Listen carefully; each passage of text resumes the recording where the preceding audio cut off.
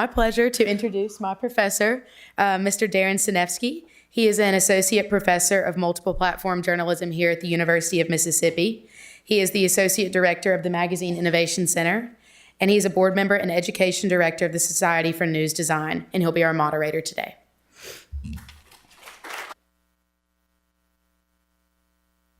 Thank you. Just so you know, I am education director for the Society of News Design, and you may not know this, but our international design competition has a magazine design category that not many people know about. So you may want to think about putting your magazine designs in for that. So let me introduce the panel. And panel, when I introduce you,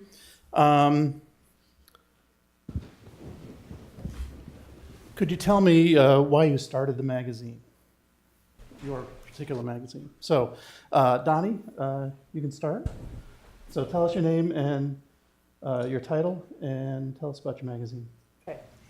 Is my mic on? Are we on? I'm shocked. Hello. My name is Donnyale Ambrosine. I go by Doni, 4 letters, D-O-N-I. I am publisher and founder for Cultures Magazine. The E is missing. It stands for the hidden diversity of our population. And Cultures is for those who straddle culture, race, ethnicity, nation, and or location. So expats, military brats, immigrants, migrants, that type of thing, refugees. I'm super passionate about it, and it's an idea whose time has come. So someone was speaking earlier today about people feeling seen, and I get so many emails like that saying, I didn't think anybody cared, or it's the first time in my life I've felt seen. So that's what I do. And I started, we were 5 years. We have our 5th anniversary online this month, and our 1st anniversary print edition, which is in 2,000 stores across North America and some international, Barnes & Noble, Whole Foods, Sprouts, Books A Million, et cetera, and our 1st anniversary is next month for print. Okay, congratulations. Andrea? I'm Andréa. Sorry, Andrea? And I had the idea for Sesi. It's a teen magazine for Black girls. When I was 17 years old, I was obsessed with magazines, as many people here have said they were as well. And I never saw myself in them. I always felt left out. And so I just had a full sentence thought one day, oh, if nothing's changed, I'll start with myself. And then I didn't actually do that for 20 years. But so we this is our 7th year of publishing. We cover beauty, fashion, and health, but also social issues. Our readers can submit their short stories and poetry. And we are also in Barnes & Noble, and we should be in Books A Million later this year. I just got to finish that paperwork. And we're in a lot of public school and, public school and private schools, school and public libraries across the country and the UK and Canada, and we have our individual subscribers across the country, UK and Canada as well. And why did you start the magazine? I started the magazine because I wanted to create a magazine that's something that I wanted. I wanted to see myself. I wanted other Black girls to see themselves on the covers, on the insides, in the stories, and in the advertisements as well, to know, like, you're worth it also. Okay, great, thanks. Jimmy? Jimmy D, huh? Oh, I've got a mic. Do I need it? My name is Jimmy Dean. Hope you all enjoyed your sausages this morning. I am the veteran of the panel for sure, and perhaps even the room. I'm kind of an old timer. I started magazines in the regional and city magazine space about 40 years ago in Florida. I moved to Sarasota when I was in my late 20s, and Sarasota was a wonderfully artistic and creative community, but it had no magazine. It barely had a newspaper. So a group of us got together and decided that the city deserved a magazine, and we started it, and we had a pretty good run, so we bought a few more magazines, and then we sold them, and then we started more, and then we sold them. So I'm kind of an old timer. I sold my last magazine last year, and now I'm in the printing business. I work for Trend Offset Printing, working with other publishers on their magazines, and I get a great deal of joy out of doing that. I started Sarasota Magazine because the community needed it. They wanted a closer look at themselves. They had a story to tell. They had lots of stories to tell, and we became storytellers, and we started with a very good formula that proved to be very successful. Awesome. Great, thanks. And I love Samir Husney. Don't we all? Rob, tell us about yourself. Me? Yeah. I'm Rob Hewitt from New York. By day, I'm the creative director of Dwell magazine, the architectural magazine. And literally a summer of 2018, my daughter, who is now 8, she was 7 at the time, took an interest in skateboarding. And we went to a skate shop, and there was nothing that sort of appealed to her. Like the decks were a little more aggressive. All the t-shirts and stuff were aggressive. She's into emojis and pink and glitter. So we literally went home and just started talking about it. And from our talks and the little bit of research that we did, kind of just saw this opening to try and start a magazine for girls like her. Wow. So it's started, it's printed, the first issue is out. We launched in January. It's called OSO. And it literally celebrates the global female skateboarding community, as crazy as that sounds. And it really is also the antithesis of what Thrasher magazine is. If any of you guys know Thrasher, it's for men, and it's very aggressive and very in your face. And I think there's a subculture that is attached to it. And for girls, through the research and the people I've met so far, the people in the current issue and in the second issue, they really do have these compelling and empowering stories to tell. And again, a lot of what's been said this morning and throughout the day, the idea of print appealed to me mostly because, I'm a graphic designer at heart and love the idea of print, love the idea of visual storytelling. But with Instagram and Facebook and YouTube and how it's paired with skateboarding, the sport, there's so much motion involved in it that you never really get to stop and focus on who the person is on the skateboard or doing the tricks.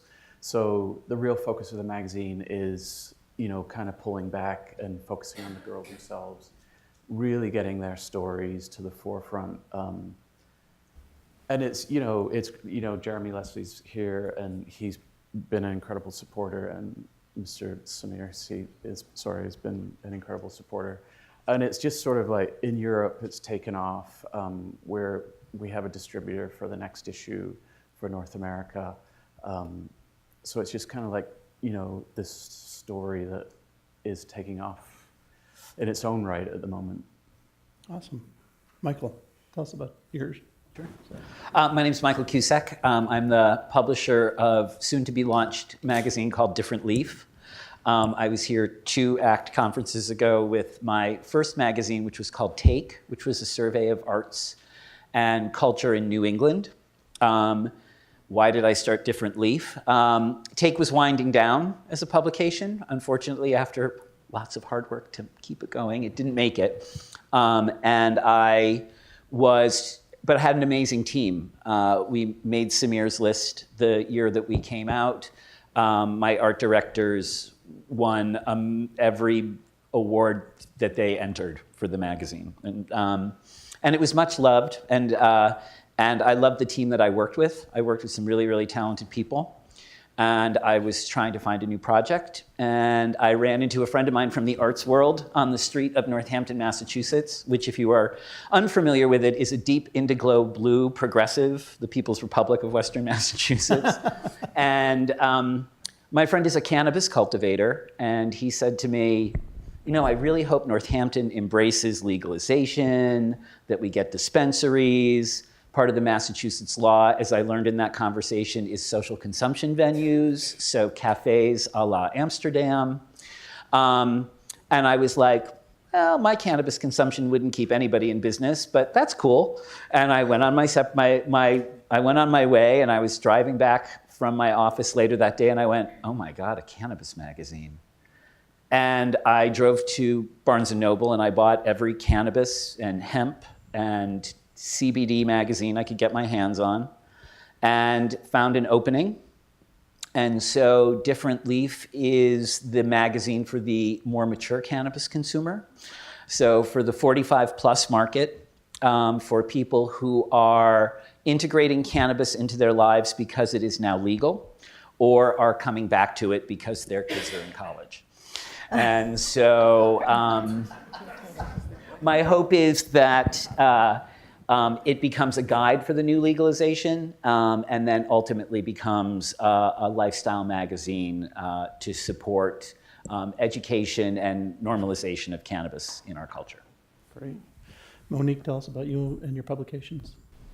I'm Monique Reidy. I am the founder and publisher at Legion Media, and we publish 2 titles. The first one, which has been in print for about 4.5 years, is Southern California Life magazine, which is all about where to go and what to do in Southern California. And then from that, we launched Weekend Escapes, which is brand new. This is our 2nd edition, and that's just been the end of last year. And the way this evolved was because we were pretty narrowly focused on the Southern California region with this magazine, and we started getting submissions of destinations outside of Southern California. So we created a section, and when I say we, we're a very small team, but we created a section to throw all that travel material in there. We called it Weekend Escapes, and then it started getting out of control. We started getting invitations all over, the country and right outside the country, Mexico, Curacao, Aruba. It was getting really fun, and we thought, well, we've got to create a new magazine to just put all that material there. So we take a lot of press trips, we do a lot of writing. We have writers who travel. We primarily feature destinations that can be visited on a short-term basis. Nobody's got the time for a 3-week exotic cruise to Bora Bora, so now we just feature destinations that can be visited within a 4 or 5 day span. And it can be done. And I think our readers appreciate that we can offer them tips and ideas. And it's actually the funnest thing I've ever done in my life. That's great. Yeah. It's not work when you're having fun, right? That's what John Lennon said. Yeah. I don't know, it still works. Pam, tell us about you and your publication. To start with, I can't take credit for founding the publication. I'm here with Brio magazine for teen girls, and some of you may know Brio had a life of its own for almost 20 years. We're with Focus on the Family, a nonprofit faith-based organization, and due to budget cuts and that, Brio went away after almost 20 years, and after almost a decade of parents and young women saying, where's my magazine? This is a space that needs to be filled. I'm thrilled I'm sitting on the end of the row with the other teen magazine. There's definitely a need for a voice in the teen space. So Brio relaunched 2 years ago. I can't take credit for it. I now serve as the managing editor, but I'm passionate about what I do because we're talking to girls about the things that matter to them, and they need their own space to be seen and then to have a voice speaking in their lives. And it's an honor. We're talking about the cultural issues that matter to them, little health and beauty, a whole lot of worth and dignity they need to know. Our mantra for them is, you're worthy, you're beautiful, you're enough. That's what I get to do. That's great. So tell me, how would you start a magazine? How do you go about starting a magazine? Well, I can answer that. First of all, you need a lot of money, or you need somebody to fund it for you. We're pretty self-funded, which is excruciating, but it works. And I think you've got to have such a passion for what you're doing, that because there's a lot of hills and valleys, and when you're stuck there in the valley, you have to propel yourself to keep moving forward. There's a lot of self-talk, a lot of self-motivation. You have to have a support system. You have to read everything these guys are publishing. I read Linda's stuff, I read Bo's stuff, I read Jim wherever he went, I read his stuff, you know, because you're navigating this machine, and you don't have a staff behind you that's parenting you and funding you. And so it takes a lot of intestinal fortitude. You'll have days where you go, I don't want to do this anymore. And days where you wake up and go, you know, it's like a dog in heat chewing through a chain link fence to get to the prize on the other side. And it's a combo of both. I mean, it's like a you know, equal combination of both, but that's how you start a magazine. It takes a lot more than just passion for the craft. You've got to have a lot of business savvy, which I have to, you know, admit. I think you have to be slightly stubborn too in the whole process. You've got to, I mean, at some point you just sort of shut everything out and know that you're just going to continue based off of passion alone, and just try and follow through with it. I mean, in the process of making Oso, the first issue, I actually had kickback from some of the female skateboarders saying that you're a guy making a magazine for girls, about girls. And it was kind of like my lens was always through, you know, how can I empower my daughter with knowledge that if she's going to go out and skate, whether or not she does, how can I give her the fuel to do it? And I think, you know, for me, it was like just shutting it all out and just being like, the journey started. Yeah, right. I agree about the passion and the money situation, but I would say even if you don't have a lot of money and you still want to do it, I would encourage you to do it, because I remember when I was in graduate school for magazine journalism and I was working on the business plan, I actually got to speak with someone who was an editor at a very well-known magazine, and she told me, oh, well, you have to have $100,000, and you have to do this, and you have to pay this, and it was like 3 minutes is all she spoke to me for, and that's all she told me, and I was kind of stunned. I was like, I know I need a lot of money, but I was hoping for more encouragement. So, but I did it anyway. I've never had $100,000. We're still pushing and praying and hustling, and it's been 7 years, so we always make it work some way. So you have to be creative with money, and you have to be creative just with everything, with managing everything and seeing what are you going to pay for. Like we really save our money for the cover shoots. We have a cover shoot on Saturday. Marseille Martin's going to be our summer cover, and that's where that money is going for basically the quarter. The rest of it is for shipping and things like that, and little incidentals. But the bulk of the money we just save for those big shoots. Okay. You know, I agree with the passion. And if you notice, all of us have our niche that we work with. And I really think that's a big part of print and journalism today. So I'm a trained journalist. I worked with the Denver Post, so worked with O Magazine and broadcast, The View, et cetera, et cetera. So I have 30 years in the business, and I love magazines. And I love paper. I'm a paper freak. I'm out there, you know, smelling the paper, you know. So all of that is great to me, but I didn't know how to run a magazine, right? I knew how to do the work. I didn't know how to run a magazine. I had a manufacturing company for 18 years, and that business experience was very helpful. But I kind of just did it blindly, and you need the passion on those days that you're like in the corner, just like, oh my goodness, what did I do? And all of the people who are grateful and that know that, you know, you were stubborn and you knew this was a good idea and you knew somebody wanted to hear it and someone feels the same way that you do, you know, just when you have that day is the day that you get a flood of the emails or the DMs or the people who stop you and cry in the middle of the street and tell you their whole story or how you changed their life and that kind of thing. And I don't know, I think the good days way outweigh the few. I mean, it's a couple of days that you might want to, throw yourself off of the bed. Nothing higher than the bed. That can change. That can change in the morning to the afternoon. Sure. But I saved a lot of money. I actually put about $250,000 into this. I self-funded the entire thing. And it's interesting what you just said about the cover.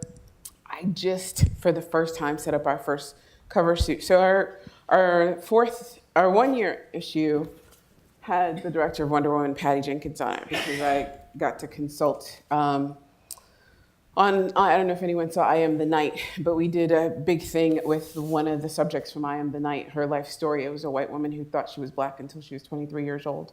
And then Patty made a 6-part series about her life, and it just was aired on TNT. So I was a consultant for that for the last couple of years.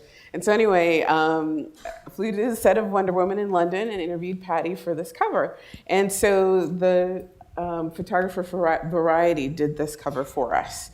And then this one was just from inside of the magazine. So was this one. This is multicultural superheroes. So I say that because this cover, when I was at the Oscars, I met one of the cast members from Ballers, and he's on our next cover. And so I flew them out, and 2 other celebrities flew them out we're in Denver. Oh, good Lord. Oh, good. I wanted to throw myself off the bed. And I actually, the Sunday before the shoot, which was the next Saturday, which was 3 weeks ago, I canceled it. I called them all and said it was done because their PR people were driving me crazy. And I'm like, no, there are no more resources to give you another night at a hotel, to change your ticket so you could fly back out at 7:30 instead of 8 o'clock. I was done.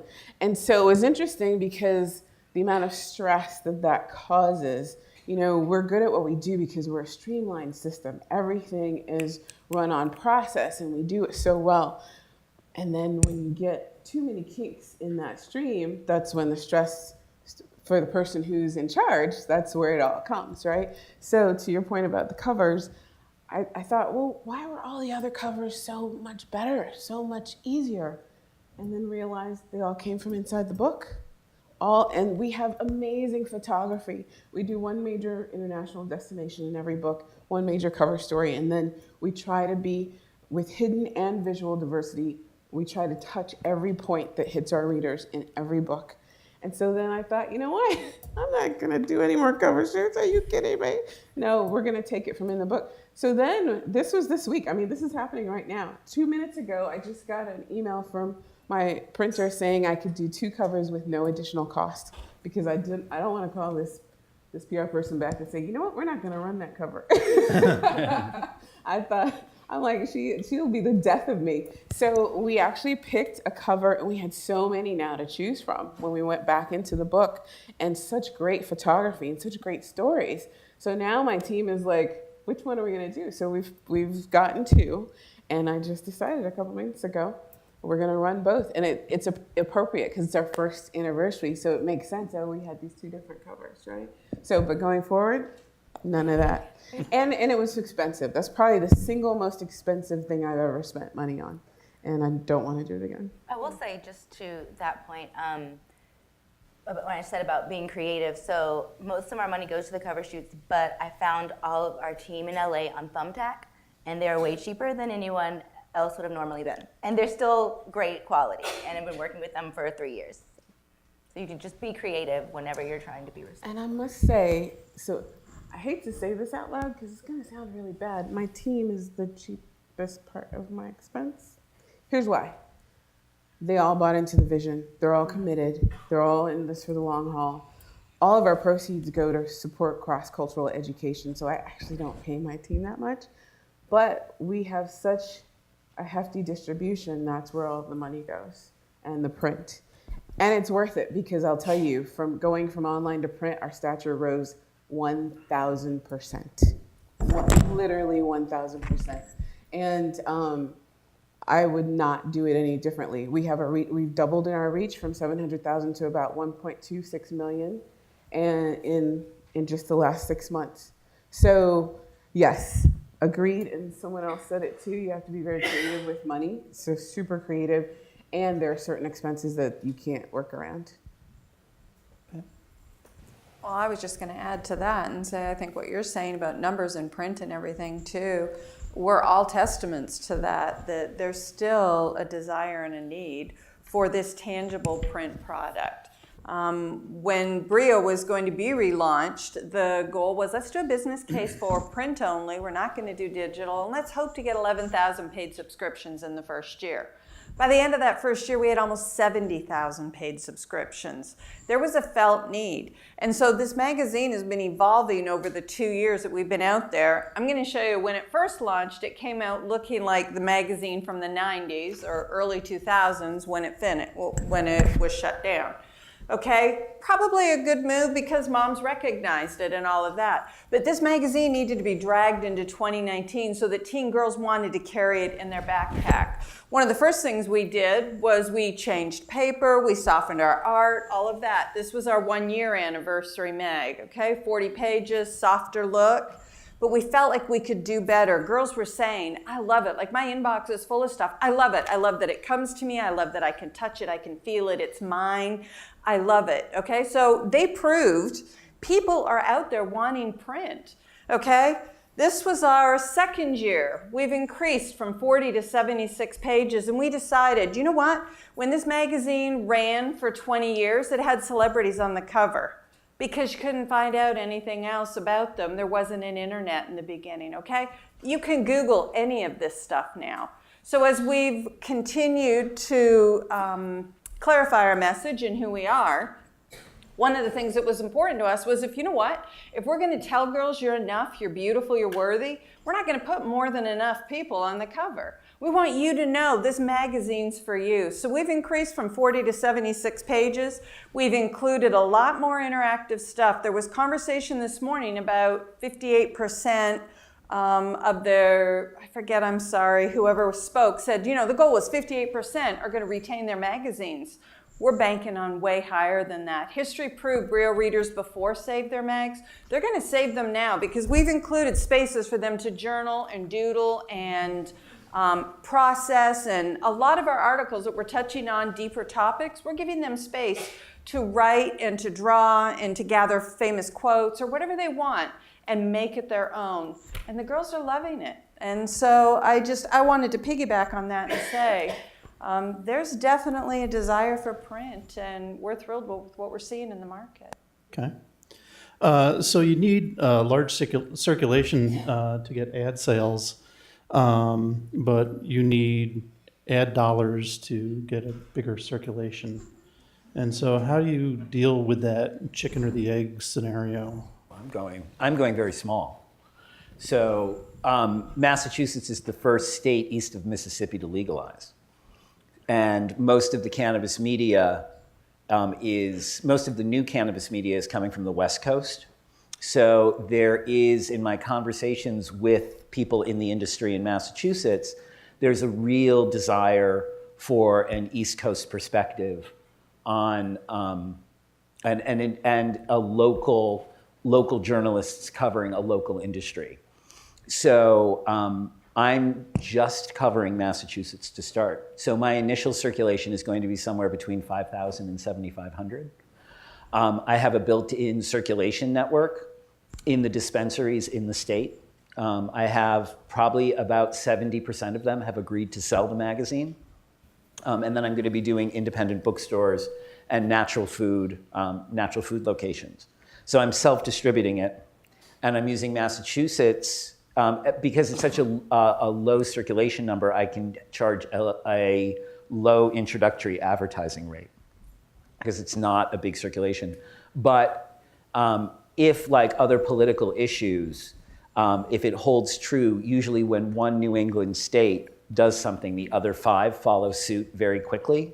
So that's anything from changing times that liquor stores are open to gay marriage. One does it and the other 5 follow. So the expectation is that the other 5 New England states will be legalized sometime very soon. And I'm hoping to get a year under my belt in Massachusetts and then increase the circulation size by jumping to all of the states around us. And so I'm focused keenly on being very, very small to start, which allows people, and it's an easier yes to sell advertising. That's actually wise because we did it the other way and it was not a smart move. When we first launched, we took about 2 years to sow seeds and increase exposure and gain a readership because we knew advertisers wanted the numbers. So we put ourselves in 18,000 hotel guest rooms. We were on a lot of newsstands. We were in every airport. We did special promos and whatever. And that's where the funding comes in because you start seeing those expenses increase and, you had the numbers, but, you're being depleted. You're like bleeding money. And so doing it the other way where you are reasonable in the beginning and you don't try to compete with the larger commercial titles, you're just trying to grow your brand, I think is very wise. Monique, what's your cert? Well, we print average 25,000. We also do a lot of pro bono stuff. We support a lot of the philanthropic efforts in our area. And I love what John was saying about the literacy efforts. When I was in graduate school, I had to volunteer at a local juvenile hall.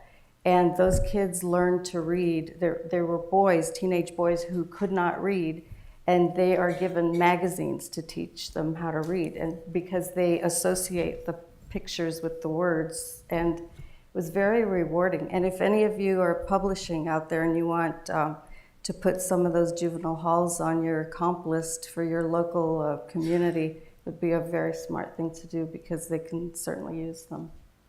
That was just a side note. Anybody else? We're actually also the same approach, very small. But what we found kind of out of the gate, which I really wanted to hold on to, was integrated advertising. And, perfect example is pitching like Nike skateboards. And it allows me access to some of the top skaters, female skaters. And obviously they're going to wear the Nike stuff. So, it's a really nice relationship where I can get access to them, and then the advertising rate is smaller because it's smaller circulation. And it allows just for me to get the exposure and for them to get the exposure, but also kind of contain my own resources in a way. And it's kind of crazy because it, in a way, also is an extension of just doing graphic design in general, which is my craft. And so the pitch to Nike skateboards becomes a pitch to like 888 who do the gear. And then we have the same relationship. So, slowly, but hopefully surely, we can build these relationships and avoid the idea of traditional advertising, which I'm really scared of anyway, because back to like the philosophy of going to a skate park, it's all about the motion, and really don't want to disrupt the pace of the magazine if so much is kind of going into establishing a look that expresses pace in a way. It's like really slows it down. So it works for us in that way right now. All right. Okay. The magazines that I've always been involved in were built on a little different platform than you're suggesting. We were always quality over quantity because our business plan was to reach the most affluent residents in a geographical target area. And so we were able to build a business with a circulation of under 20,000 a month because we were reaching the very top of the socioeconomic cycle of consumers. So we knew if we were able to make that circle complete and that our readers would actually go in and buy the cars and buy the condominiums and the jewelry, that our business would grow. So that's kind of our part of the equation, was micro-targeting the affluent. Great. I think, leveraging all your skills. If you listen to all of us, that's all we're saying. And So for me, it was a hybrid of what you two were doing. Michael and I spoke earlier about his pricing strategy, which was the same as mine, except I gave him the big number. I said, well, since you're coming in now, I'll give it to you for this little number. And I've focused more on the quality over time. Now we're really doing a deep dive into advertising, but that's because I had relationships. So, Turner Network Television did this ad on the back. We have Coca-Cola. We have Odell's Brewing, Coke, Odell's, and New Belgium Brewing sponsored our launch party, which was in October. And we did our launch party like 6 months after we actually went out there. And we had about 350 people come, and so they were sponsors. And so, but I have those relationships. And someone, I can't remember which speaker, talked about relationships. They're so important. It's so, and the Where Women Create woman kind of talked about, they had coffee, and they're like, yeah, we're going to do this deal. And the next day they went and started. And I was like, oh, other people do that too? Oh, that's how you do business, I just thought it was kind of a fluke, but that has worked for us. And now we're going to do the foray into having salespeople sell for us. And the way I have it priced, I was thinking longer term. I was thinking bigger in terms of where we're going to go again, and then being reasonable, because you're just now starting and you don't have circulation yet. So why would I pay, however much to be in your magazine? So it has worked out, and I haven't had to increase my price. And over time, the value has worked. And I just found out the other day that I guess the what's the word I'm looking for? The bar that you have to go over for advertising is 2 major advertisers, and then that's when ad companies start looking at you. So I had no idea that was real, but it turns out it is. So in terms of the circulation, you were talking about the chicken and the egg thing. We built an email list of about almost 500,000 people online. And I think the digital component of this cannot be forgotten. So I'll seriously emphasize again, we grew in prestige about 1,000% when we went into print. But it's not an either or, it's a yes and. So yes, we are on digital. Yes, Issue is like my favorite. It's a godsend. I use Collaborate. My team is all over the world. And that's how we're structured. We're a global, multicultural, philanthropic brand. So all of us are going to be in different places. How are we going to work together? How are we going to collaborate together? So Issue is so helpful in creating our flat plan and having us all know at the same time what each person is doing and saving money while we're doing it. And then we also have our website. We have our e-newsletters. We do all that integrated together. But the crux of it is print. People want their print. They want to touch and feel. I talk about the digital component being when you need the information, it's there. When you want it right away, you want it accessible, it's all right there. So it's like fast food. But when you want that spa day, you go, you take it, and you feel the paper, smell it, eat. Someone else talked about the sensory experience. That's literally how we market it, because our digital product is free. We have we're digital first. All of our online content is free.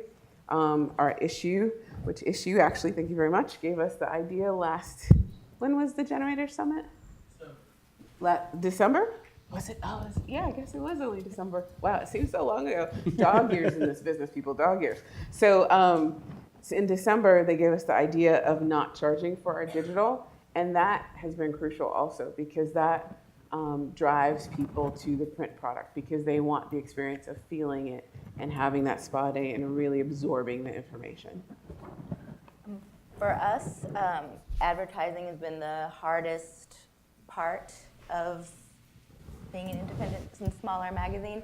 So what we started doing was reaching out to, since we are niche, we're reaching out to other niche brands. Like, for example, we got Kinky Curly for 2 years of advertising. So they were the first kind of mid-size, I guess, bigger brand for natural hair that everyone knows about. And so we were excited with that. We also got a young Black woman who writes YA novels, and we are working with a swimsuit company that was actually started by a Black teen girl.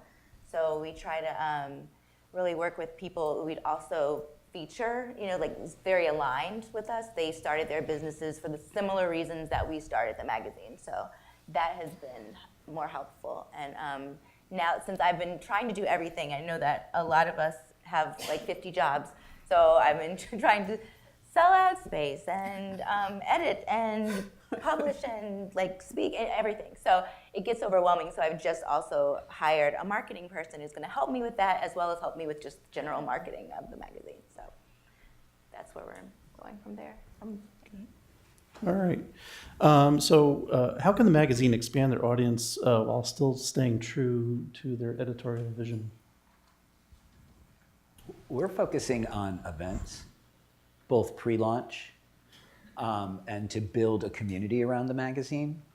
So right now, because it's a B2C magazine, and so much of the space right now is dominated by B2B, I have to do something in that space to get the magazine known. So we're doing an event for people in the industry, a design event. So I'm using my connections from my last magazine with people who do space design and work with brands to do retail design. So we're doing a panel in Boston on May 8th with 4 leaders, people who've worked with Lululemon, built Burton Snowboards as a brand, De Beers, MAC Cosmetics. These are 4 people who design their retail space. And we're doing an event on how to design a dispensary so it doesn't always look like the same kind of store over and over again.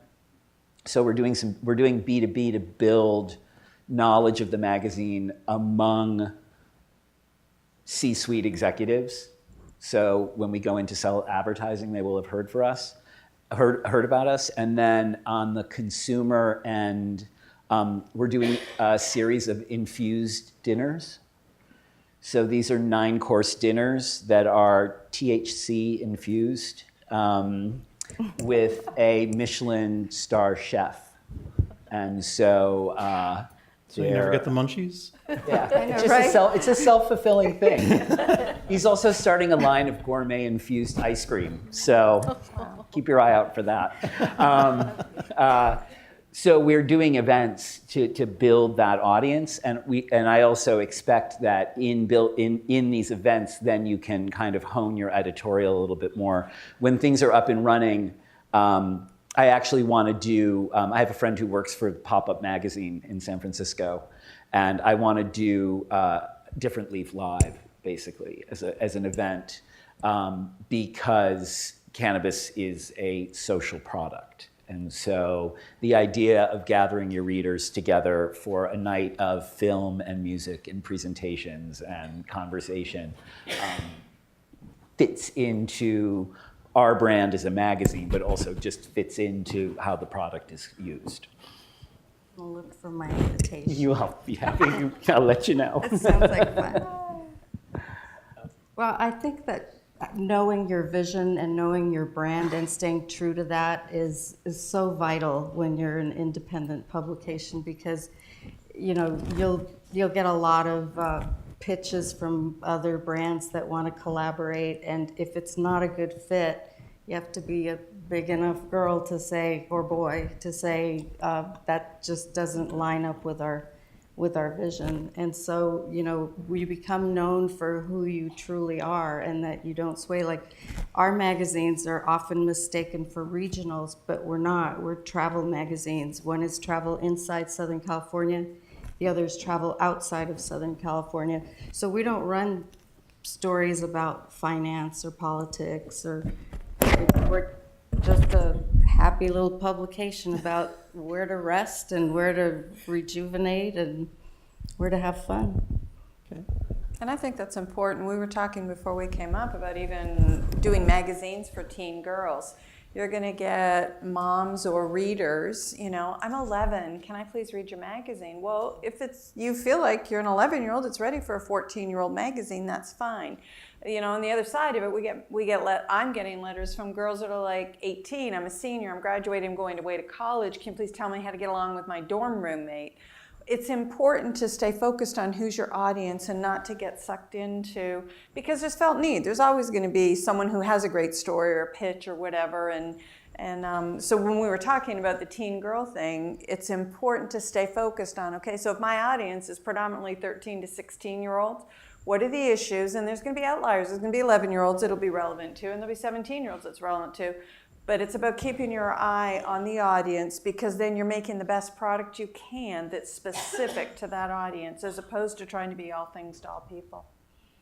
And to piggyback off of that, our age group is actually a little bit bigger. Ours is 13 to 19, but we do have people like, oh, I have a 9-year-old or 10-year-old, and I'm like, it's probably going to be a little too old for them, but I mean, if you want to, you can do that. But we've also had experiences where, since we are geared toward Black girls, I've had people write me on Twitter, you're a racist magazine. And I'm like, no, we're just filling a need that other magazines did not fill, and said they were for all girls, but weren't really for all girls. So we get things like that, and you still have to focus, like, just because someone tries to say, like other people said, oh, you're never gonna be, nobody's ever gonna buy your magazine because there's already Teen Vogue and 17, but Teen Vogue and 17 could never do what we do because we are so focused. So it's really important to not try to be something you're not, and not try to, since we're a niche, we can't be something for everyone, because that's the point. We're just for a niche audience, and you have to stay focused, or you're going to alienate your readers that love what you're doing, that come to you because you do this. You know, it's interesting because we're in that in-between space. So, and from my marketing background for the longest time, I was like, no. So third culture kid is, so I grew up on 5 continents and 7 cultures. And a lot of people will hear privilege when they hear that. And I say to myself, well, you know, I talk to the immigrant person down the street or the refugee. It's not always privilege. You know, my dad's from Costa Rica, my mom's from Trinidad and Tobago. So there's lots of ups and lots of downs that come with that. And people look, or they hear that through their lens. So if you grew up in a homogeneous population on the same street with all your friends, and then you hear, oh, someone grew up in 7 countries, oh my God, that would have been fantastic. And that person might be like, look, I don't want to go anywhere. I'm glad to just sit in this seat and not move, right? And so it's interesting because, so a third culture kid is someone who grows up outside of their parents' cultures, and your culture is associated with all the other people who grew up like that. And so you meet people, and I can spot them now. It's so funny, the magazine has really honed my skill, because I could just see people, I'm like, I bet, you know. And then I find out later, all the stories are different, but you are in-betweeners. So the thing that's interesting with that, though, is you have layers. I also teach this at university, so I have 10 out of 13 layers. Barack Obama has 9 out of 13 layers. The more layers you have, the more you understand other people, because you have a bigger lens, right? But then the people you're speaking with, they have the lens. So if you have 4 layers out of 13, you have a big lens, but it's not, you may not understand the lenses the other person is coming from. So what's interesting in being in a space like that, I finally said, okay, no, I don't need to focus just on TCKs. I could talk to military brats, I could talk to refugees, because all those were part of me. And it didn't feel right to ignore any of those spaces. So I finally came up with, okay, in-betweeners, and that resonated. Well, good and bad. So all the in-betweeners are like, yes, in-between message. But then when they pitch me stories, my own team included, they always pitch from their point of view.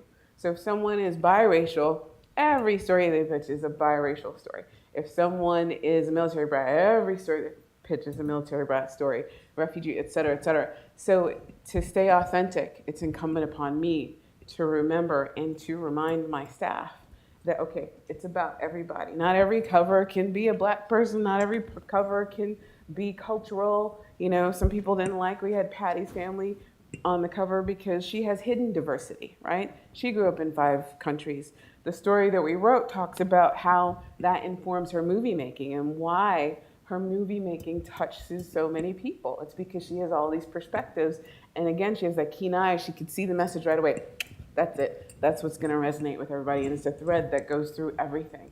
And so it's not just about visual diversity and how you look, but it's that hidden diversity and how you see the world. So that's the authenticity. Okay. All right.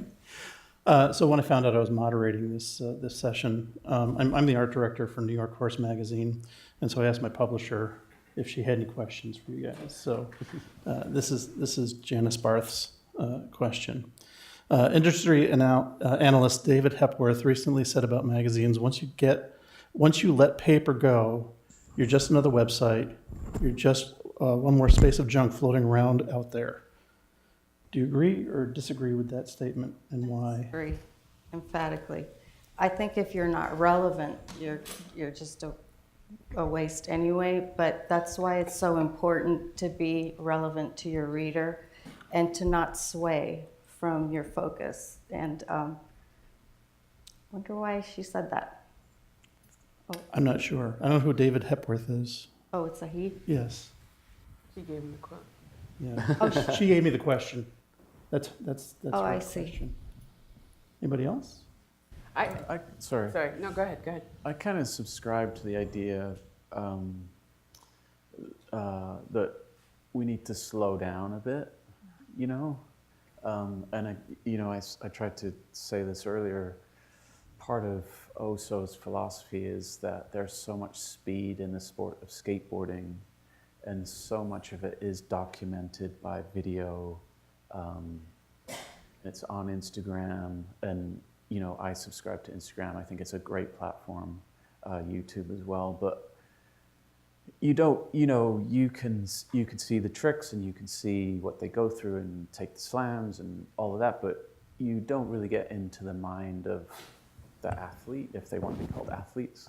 And something like OSO is there to document, especially now, because given that skateboarding for both genders has been accepted into the Tokyo Olympics, there's a lot of eyes on it. And I'm on Instagram 2 hours a day throughout the day, and I cannot for the life of me remember one moment or two moments that really sticks out and stays with me. And back to sort of like the philosophy of starting a magazine like OSO, it was to document this time for these athletes, because it's going to be gone very quickly, like in seconds. And it's funny because I try and express this to the girls when they're being interviewed and when I want to get a photographer to shoot them. And they really appreciate the fact that they're going to get, like 6 pages that they will literally go and show their parents and say, look at this. And their parents are like validated by the fact that something they're doing that they don't want them to do, they're getting some exposure, which, I mean, it's a life lesson, and for other people, I think it's empowering. For them, it's very empowering, but it's also just enabling that idea, just slow down and enjoy what information is there right now, and, absorb it. You don't have to put the phone away. Stephen was talking the other night about that, bringing back the VR thing, and I think that's a genius thing to bring back, because it's kind of a merge of two, and you're not necessarily pointing them out at the publication. It's contained. And I think that merge is a healthy one, but sorry, I'm rambling. But the idea of the print experience is to get you away from just like your eyeballs spinning in your head, I think. I do kind of agree in a way that it could just be another website. Not that that's necessarily a terrible thing, but since online publishing is so ubiquitous and anybody can start a blog or a site and write whatever they want, as we know, can have great outcomes as well as not so great outcomes. And I think that when you put something in print, it takes so much more effort and time, and it has so much more credibility. And I mean, I recently, it was just last month, we had someone reach out about a feature, and we're quarterly, so our editorial is pretty set for the rest of the year. And I actually offered a web feature, because we do have a website where we publish more current event type posts and everything, but they turned it down, and it was the teen girl who stars on Jordan Peele's movie Us. And they were like, so you're saying there's no room in the print? And I was like, well, not right now, but they were like, well, then no, we don't want to be online. I respected that because I was like, I get it. I mean, it's a lot more lasting and just more emotional to see yourself in print and be able to save it forever. I mean, if it's on the website, it's going to be there forever, but it's not the same experience. And then, you read it a few times, tweet it out a few times, and then you move on to the next thing. But the quote that someone had earlier, I'm trying to remember who it was. There's so much good information I can't even attribute it to people. But they were saying that they wanted, it was from Mag Culture. 39%, 49% or something like that of the online clicks or maybe, I don't remember who it was. Anyway, they wanted the clicks to be on content that was over 3 months old. So that is the beauty, one of the beauties of being online is that is evergreen and it can stay there forever. But yeah, I mean, print is a thing. And we have people, even if we say, oh, you can subscribe online, know what store is it in? Like to the point we had to get our distribution list, and actually it's being put on our website right now because they want to go find their local store, go in there and purchase it. It's pretty shocking. I mean, and I love print and I believe in print and I know the value of print, but some of the actions that people are taking around print have shocked me. So I think there might also be, and don't quote me, but there might be a generational shift that's going to happen or is happening. Oh, you can be quoted. Yeah, and I think it's very valuable for what we do, because it really feels like, we're kind of coming off of like this just whiplash mentality, and thankfully there's something coming that appreciates craft or appreciates the idea that you get off the device and you go to a store, and you get to interact with real people. And I think that all culminates into, a positive generational movement, I think. Yeah, I think so. I mean, I could do a 3.5-hour rant on how much I hate Facebook. For business reasons. 4.5 over here. For business reasons, for political reasons. I mean, there are a lot of reasons. There's a lot of reasons that I am logged out. I mean, I am on Instagram, which is owned by Facebook, and that seems to be kind of where cannabis is. I think just on a very, being a design junkie, and on a very personal level, I feel like the internet isn't doing as much interesting things as it used to do. There was a time, I just remember when Flash happened on the internet, and you could watch I don't know, did anybody watch Homestar Runner? Which was like a hysterical cartoon online that was Flash. I mean, that, I just remember that kind of thing on the internet that just kind of took everyone over. Like an entire website would captivate people and you would be very interested. Now we're captivated by memes. Mm-hmm. That just feels like it's the memes that get shared and not you would go to these websites and just revel in all of this design. And I don't think, because we've killed the homepage, social media has killed the homepage. And we don't go to a website to go experience a website in total anymore. That design has come back into the three-dimensional world. And that the real exciting design that's happening in media is happening in print. And I think Jeremy's shop in London, next time I go overseas, I will finally make my pilgrimage to Mag Culture. But I mean, I don't know how many of you are ever in New York City. But if you go to Casa Magazines on Hudson Street in New York City, it's run by Muhammad and Ali. They're two people who just have wonderfully paired names. And I honestly think, Samir, you should get Muhammad to come to an ACT conference one year because the man knows more about magazines. But it's a temple to magazines in New York City. And the design is mind-blowing. I've been buying magazines there for 15 years. It's mind-blowing every time, and that mind-blowingness is just not on the internet. I think the internet has become so distracting. I mean, you go there to get the information you need and then you exit because with the pop-ups and that's why we find that people who want to travel will buy the print edition because if you try to find a travel site online, you can't even get to the information because you're bombarded with so many ads and the pages flip on you, and it's not a comfortable experience. So Yeah, it seems that those pop-ups are cyclical because for a while there, they were all over the place back in the early 2000s, and then they disappeared for a while, and now they're back again. Very painful. And also the, I'm sorry, go ahead. I was going to say like cockroaches, but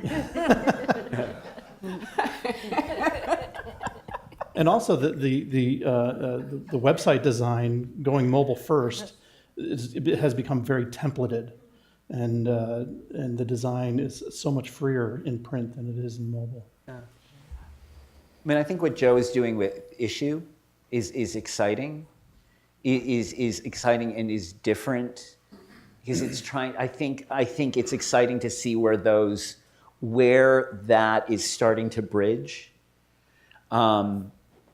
That feels a little bit more the promise of the internet. Like the idea that like there was a video on a page and you could click it, but it also looked good on your phone. And I mean, with my current magazine, I'm not putting it online. I can't make any money online. I can pay somebody to build I can pay somebody to build a website. I can pay somebody to put the content online, and I will never make that money back as an independent publisher. I just won't. And because I'm because I deal with an illegal substance, a federally illegal substance, I can't access the Google ad net. I can't access any ad networks. Forget it. That's all cut off to me. So I've decided to go digital with podcasts. So it'll be a print magazine with a podcast, with a side of podcasts.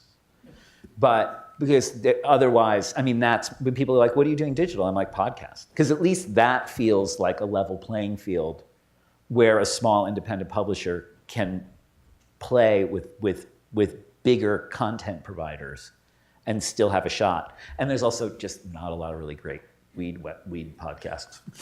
So, And also, it's a lot more personal. yeah. It is. Yeah. Are you doing anything with Instagram, Twitter? We'll probably have Instagram. The challenge is again with being an illegal substance. I could invest a couple hundred hours in building a really great Instagram, and then wake up on a Tuesday and it's gone, because I posted a picture of somebody actually smoking cannabis, and that happens on the regular with dispensaries all the time. That happens on the regular. They wake up one morning and somebody at Instagram has deemed a photograph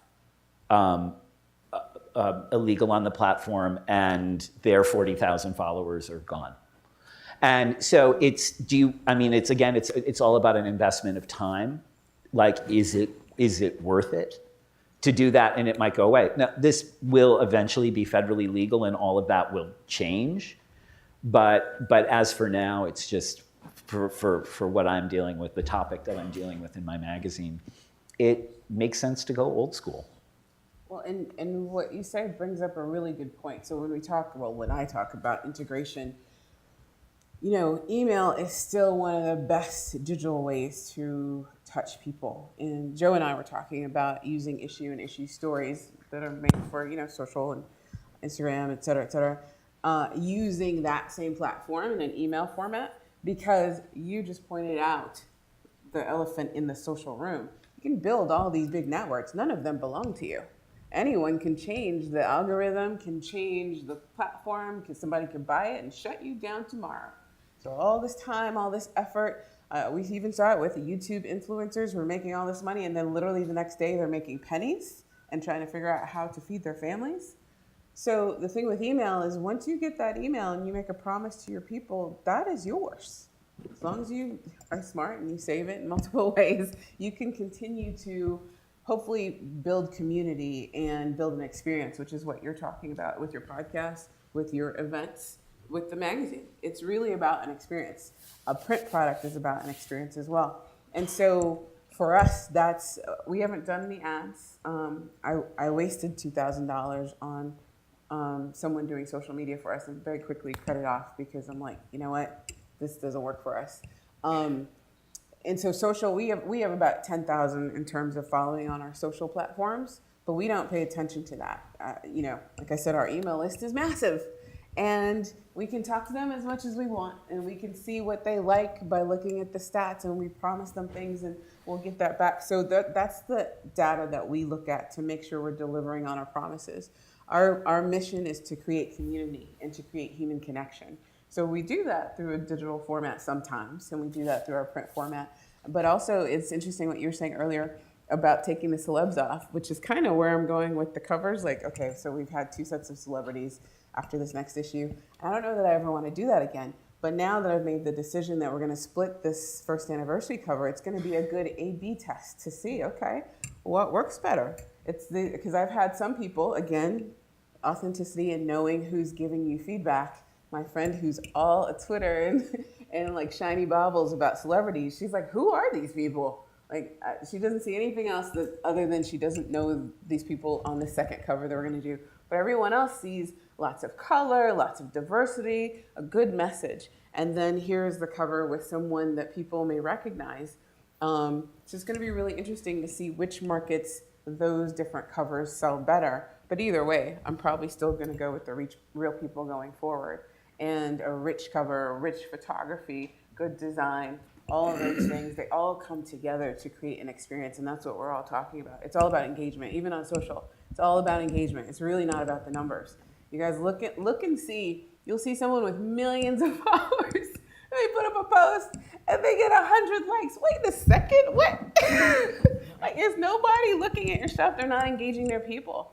But then you'll have a site that has 1,000 followers and 500 people will like a photo. That's somebody I want to spend some money with. Okay, you've done something to make this audience really want to speak, to interact with you, to speak with you, to have a connection and an experience with you. So. Okay. What are your best strategies for maintaining luster and quality for your magazine in these increasingly challenging times? I would say having a really good team that you've kind of cultivated. Well, it took me, it was a learning process. At first I tried to use outsourced places like Odesk to find people to write for us, but that didn't work out so well. So then I put up a writer's guidelines and I had people apply, and that worked a whole lot better. It was easier to really find out who's gonna really fit with our writing style. And so we have about 6 to 8 freelancers that work with us, and they really get what we're doing. They really know what to pitch. They know what kind of stories our readers love. And we also engage, like you were talking about, with our readers. We want to know on Instagram, we'll put up like one of those question stickers. Who do you want to read about? What do you want to read about? Is there something that we haven't covered yet that you really want us to talk about? And they'll send the questions. And we also get emails from them as well saying, hey, can you, I really got one, this is about fashion, but they're like, we really want some more fashion in there too. So I was like, all right, we can do that. So anything they want to hear about, we want them to know that this isn't just our magazine. They are part of Team Sesi too. That's a hashtag if you ever want to use it, hashtag Team Sesi. And they are part of it as well. And they can, I want them to have ownership of the magazine as well and let us know what they want to be reading about, what they want this magazine to have in it. I think for also, and this is going to sound very selfish, but it's just, and I think it's just part of being independent. It's not really willing to compromise for anything that might take away from what the mission of the brand is. And that at its core is the design. Like, I refuse to kind of bend on what may be something that is not quite legible, but really fits the focus of this subculture, if you will. And it's kind of, again, it's very selfish, but it's one of the things with broad stroke magazines nowadays, I think, is that and we've kind of touched on this a bit, the loss of emotion on the page, where everything is kind of like Squarespace in a sense, where templated, and Oso is very, very focused on trying to be different, or trying to make a statement visually that represents the subject matter and it's their voice. And I say that in a way that I'm trying to deflect it from being a selfish statement. Because, you know, like it's a group that goes through a lot and are passionate about what they do. And it's for me to give them this platform to express themselves and to take photos of them doing what they love to do. And even, you know, with photography, and I'm kind of having this a bit now where a photographer wants to show a photo because it expresses a certain trick. And I totally get that, but it doesn't work with the flow of the story. So we're talking it through, we're having the conversation, but it really is, you know, if the trick needs to be seen, it'll be seen in a different way.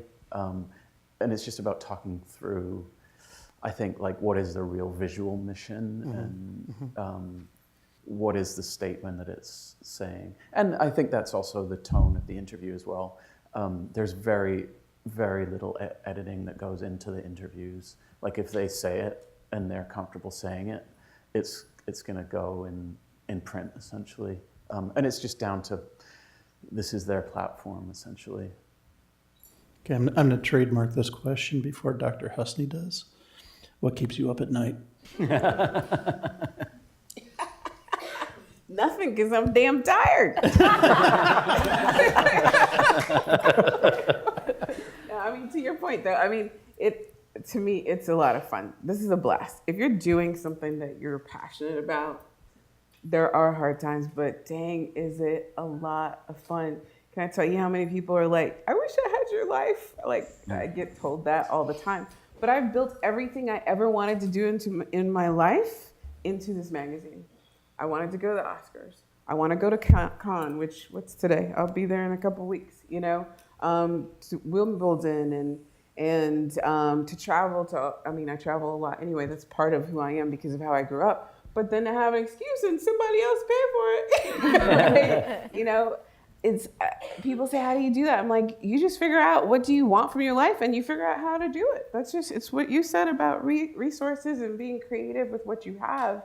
You know, the same social media person I had at the time, which I'm not so much about that anymore, but I said, you know, I really would like to reach out to some influencers. And he said, well, you know, it's going to cost this many thousands of dollars. And I said, are you kidding me? I have a magazine. Like, they're going to want to be in here. I mean, this was right after we had 2 influencers in the previous edition who together had a few million in following. And they're promoting it because they're in the magazine. They're going to promote it for you. Hello, I don't need to pay them. You know, just thinking differently and thinking as an entrepreneur and thinking creatively and create the life that you want. So, but I sleep very well. I agree with being tired, but I tend to stay up till like 1 a.m. But I would say ideas keep me up at night because I have these conversations in my head like, oh, maybe I could do this, maybe I could do this. And I keep my phone and I'll like wake up and I have the color notes app and I jot ideas down. Oh, maybe I can write about this in my editor's note this time. So I would say just too many ideas running in my head keeps me up at night. I'd recommend a 2.5 to 5 milligram edible.